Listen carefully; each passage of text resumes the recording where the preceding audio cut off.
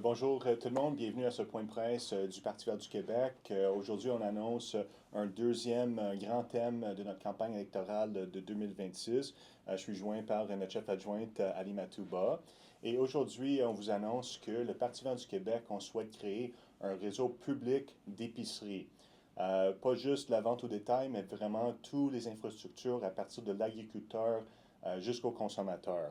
Donc, on annonce un plan de 10 milliards de dollars. Puis avec ça, on veut réussir à casser le monopole des entreprises privées sur l'épicerie. En ce moment, on a 5 grandes chaînes d'épicerie au Canada qui ont à peu près tout le marché à eux-mêmes. Puis avec ce 10 milliards-là, on veut fonder une nouvelle société d'État nommée Alimentation Québec.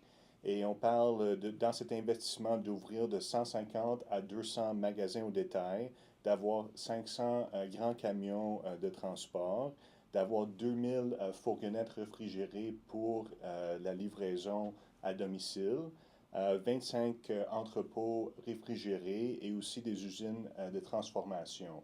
Donc vraiment mettre sur place un réseau d'infrastructures publiques qui permet non seulement la vente de l'épicerie, mais aussi le transport, l'entreposage et vraiment toutes les étapes, incluant la transformation. Bien sûr, cette politique-là, on a plusieurs objectifs à ça. Bien sûr, Alimatou va nous parler un peu d'environnement, mais déjà en santé, on veut avoir une alimentation saine au Québec. Il y a trop de personnes qui ne peuvent pas se payer des fruits et des légumes à l'épicerie faute d'argent. Il y a des gens qui sont en train de manger principalement dans les canettes et des produits au Dollarama. C'est pas bon pour la santé. Le Québec a déjà un système de santé publique dans lequel l'État assume la très grande majorité de la facture en santé. Donc, investir dans l'alimentation saine, ça peut même sauver de l'argent pour l'État au niveau de la santé. On veut aussi que ce réseau d'alimentation-là remplace les compagnies privées de cafétéria qui ouvrent dans les hôpitaux, les écoles, les centres de petits-enfance, les maisons de personnes âgées et vraiment mettre au profit les infrastructures publiques qu'on va créer pour servir ces gens-là.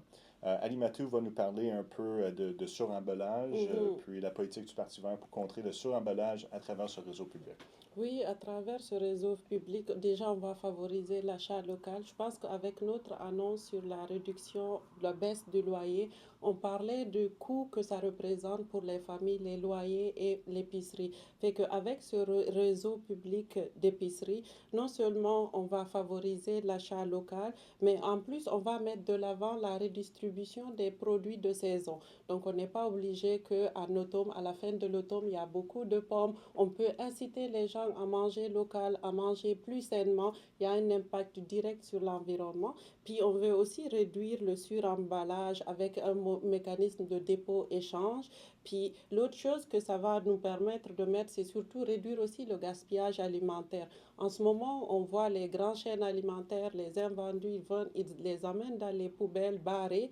Puis c'est des choses qui sont encore consommables. Avec cette note politique, on veut que les épiceries mettent ces choses qu'ils mettent dans les poubelles gratuitement devant le magasin, que ça soit distribué pour les gens qui en ont besoin, pour les familles. Je pense que ça va faire une grande différence dans la vie de plein de monde au lieu de le jeter dans les poubelles, le barrer, alors que c'est des choses encore comestibles. Oui, parfait. Aussi le côté économique, on parle de réduire la facture d'alimentation de 25 à 30 pour les gens au Québec. C'est vraiment beaucoup plus audacieux que tous les autres Mm. partis politiques qui parlent parfois même de donner des subventions aux gens pour qu'ils puissent le donner aux compagnies d'épicerie. Nous autres, on croit que les subventions devraient être placées pour justement construire un réseau public concurrent à l'entreprise privée, non pas pour subventionner les entreprises privées. Il y a aussi plusieurs bénéfices pour les agriculteurs.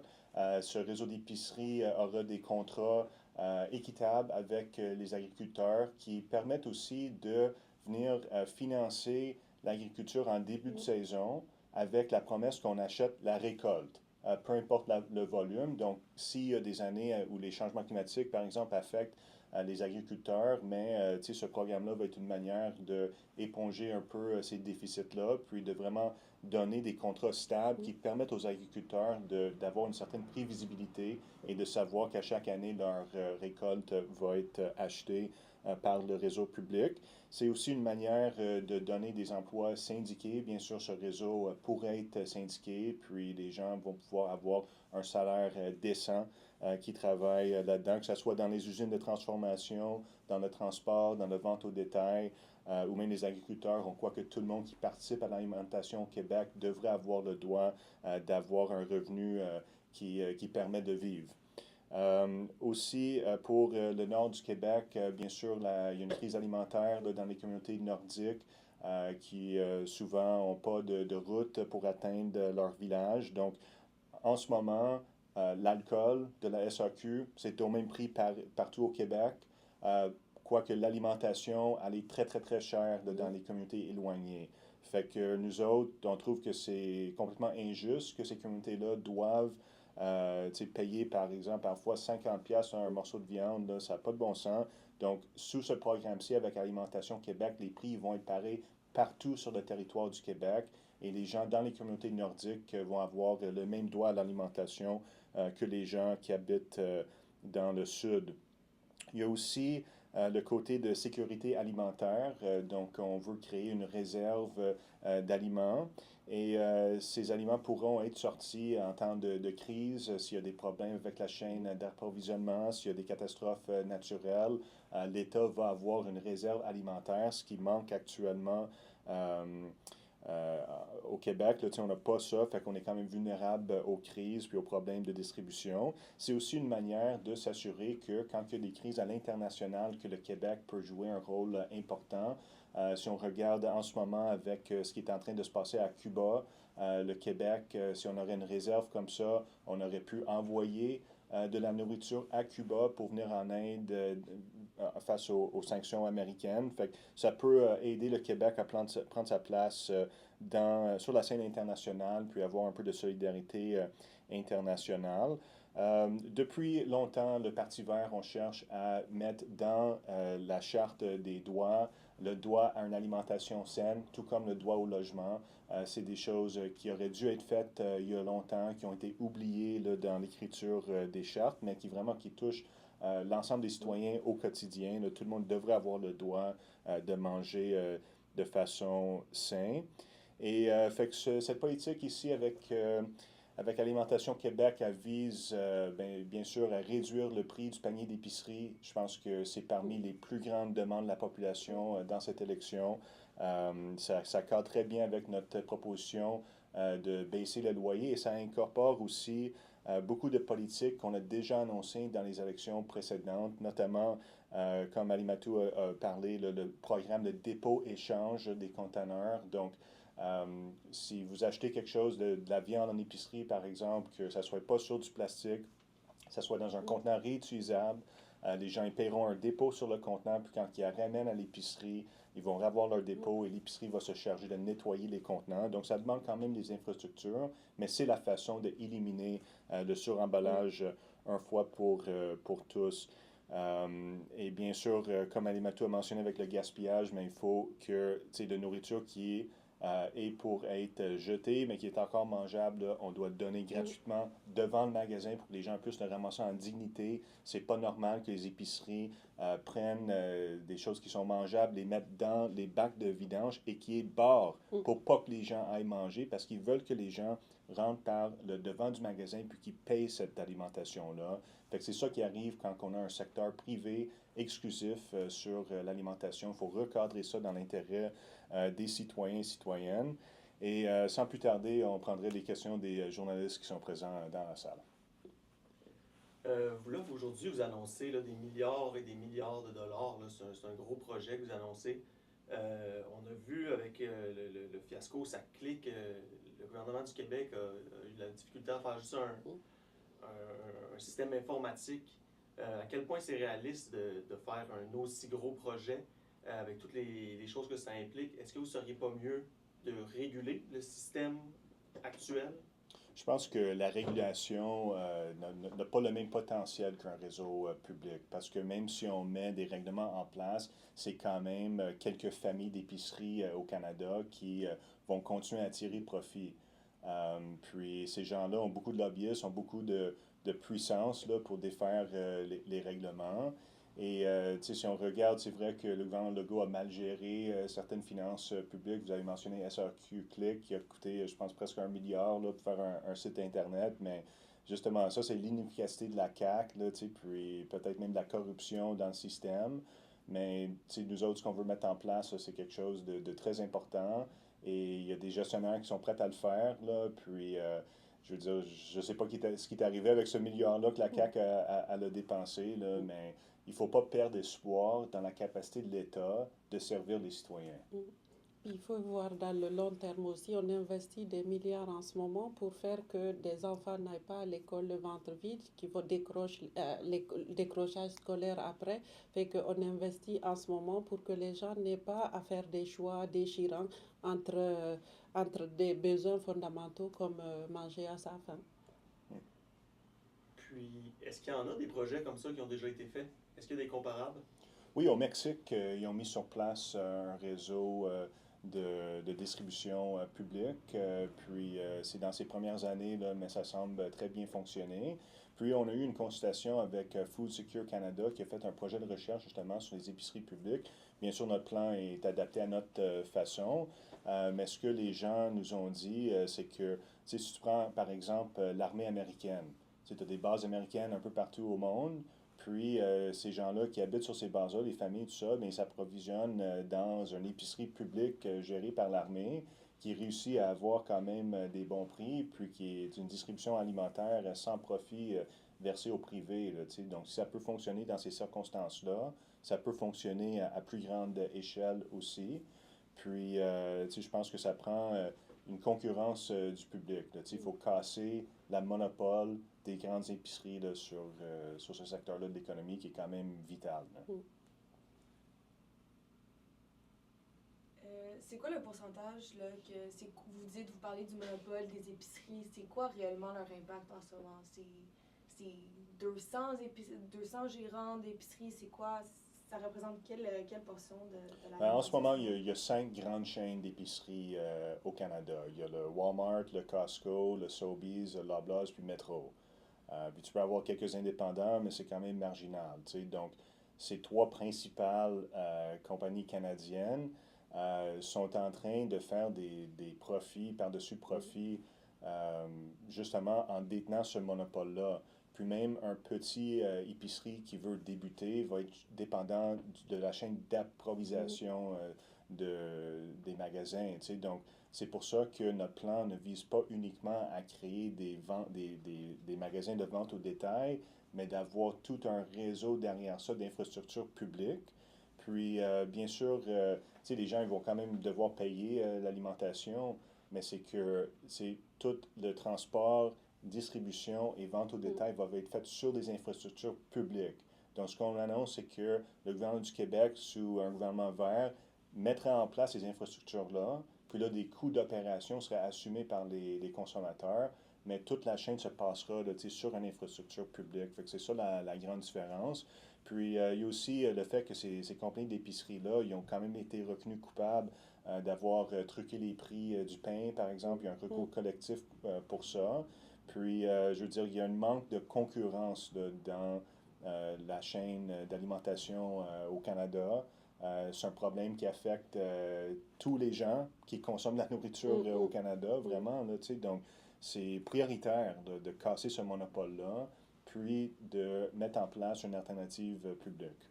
Puis même on voit même les gens qui veulent encourager les achats locaux, quand tu vas à ton fermier ou à local où tu vois, tu achètes une barquette de fraises à 2 $, alors qu'au Walmart tu l'as à 1 $, alors que les familles, c'est comme le choix est vite fait que c'est une mauvaise concurrence. Je pense que si il y a le soutien des réseaux publics, on affaiblirait cette concurrence, puis ça va être des prix abordables et ça va favoriser les producteurs et agriculteurs locaux aussi. C'est comme si ces grandes entreprises-là nous taxaient. Chaque affaire qu'on achète, ils mettent quelques cents ou quelques pièces dans leur poche. Fait que c'est ça qu'on veut éviter. Puis, est-ce qu'il y aurait une cohabitation possible? Comment que ça se passerait, la cohabitation entre une épicerie publique qui serait, je pense que vous avez mentionné, 25 à 30 moins cher? Est-ce qu'il y a une cohabitation qui est possible ou ça voudrait dire la faillite pour ces entreprises? Écoute, il y a une cohabitation qui va être obligatoire, surtout au début. Là, ça, c'est une première annonce. On ne va pas capturer 100% du marché d'épicerie au Québec là, avec l'annonce d'aujourd'hui, mais c'est de mettre en place une option publique qui fait concurrence. Puis, tu sais, c'est sûr que ces grandes familles d'épicerie-là ne seront pas contents d'entendre cette annonce aujourd'hui. Donc, nous autres, on est quand même préparés à les affronter. T'sais, on prévoit une relation tendue avec ces familles d'épicerie-là parce qu'ils ne voudront pas céder leur part de marché. Mais nous autres, on est prêts à utiliser même des lois spéciales pour s'attaquer à toute pratique déloyale ou toute pratique néfaste qui vise à nuire à la mise en place d'un système public. Le nouveau chef du NPD a annoncé une politique d'épicerie publique. Vous en pensez quoi, sa proposition?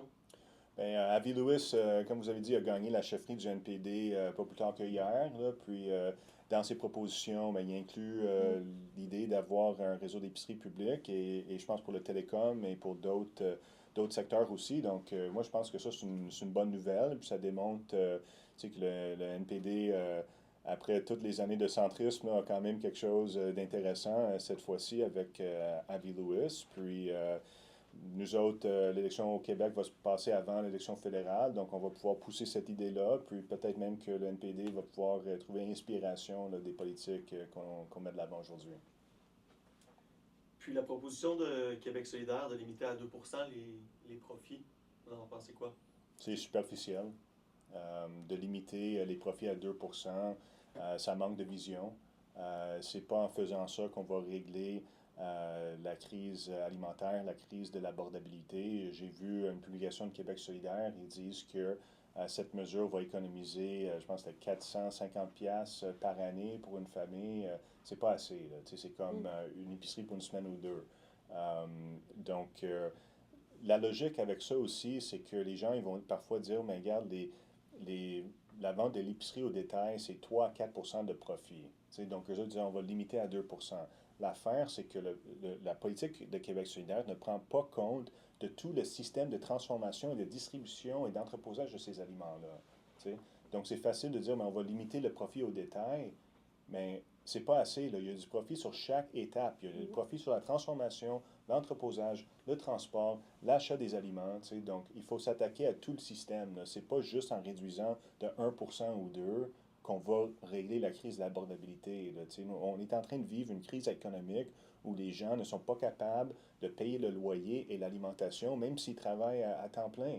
Puis c'est pas juste des gens au salaire minimum, il y a même des gens qui font plus que le salaire minimum qui n'arrivent pas à payer 2000 pièces par mois pour un loyer et des centaines de dollars par semaine pour l'épicerie. Donc je trouve que la proposition de Québec solidaire, bien qu'elle ait été intéressante, là, ne va pas assez loin du tout. Et il va juste continuer le même cycle de domination des entreprises privées sur le marché de l'alimentation. Les agriculteurs, eux, qu'est-ce qu'ils ont à gagner? Ils ne vont pas perdre une certaine liberté si c'est le gouvernement qui achète leur production?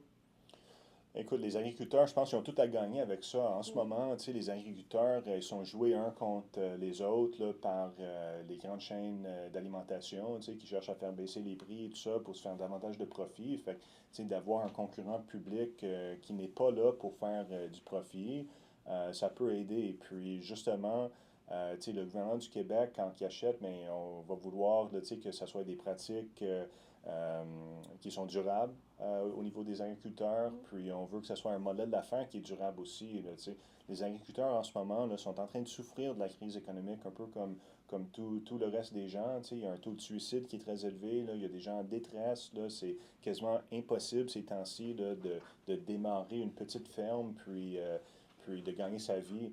C'est consolidé, c'est de plus en plus des méga-entreprises avec des monocultures et tout ça. Donc, on peut se permettre de donner des plus petits contrats qui sont prévisibles, qu'on dit en début de saison, On va financer votre production en début de saison, on va acheter l'ensemble de la récolte en fin de saison, puis avoir des contrats aussi qui sont renouvelables d'année en année. Là, donc, tu peux avoir une visibilité que tu vas pouvoir dire, OK, pendant les 5 prochaines années, on va vendre la récolte au secteur public, puis on va avoir la stabilité là, de savoir, avant même que la saison commence, qu'on va être rémunéré.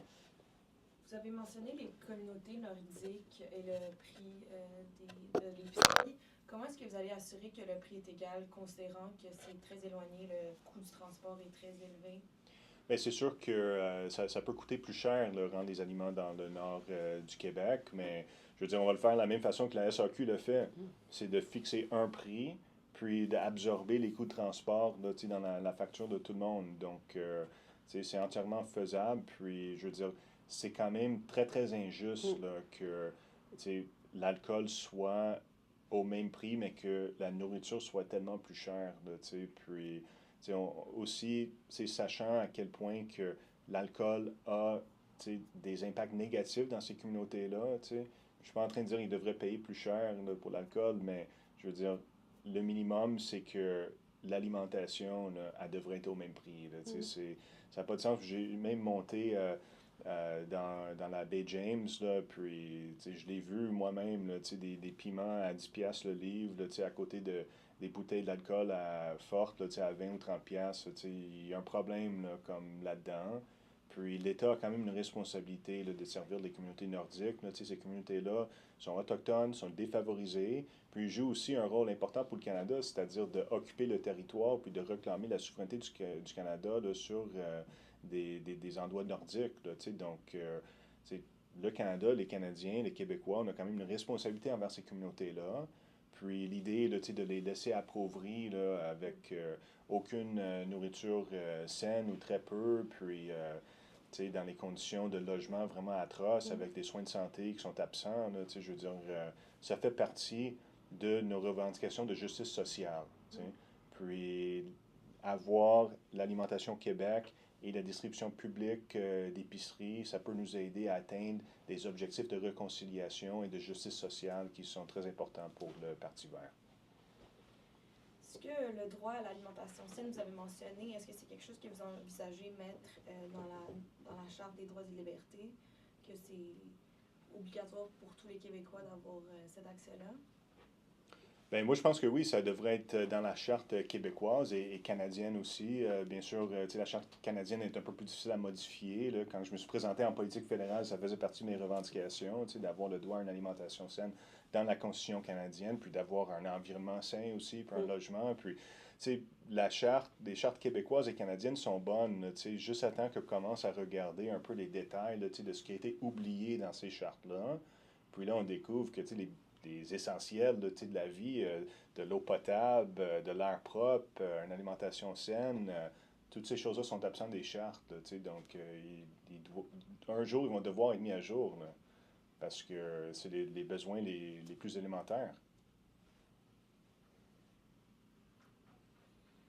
D'autres questions de la part des journalistes?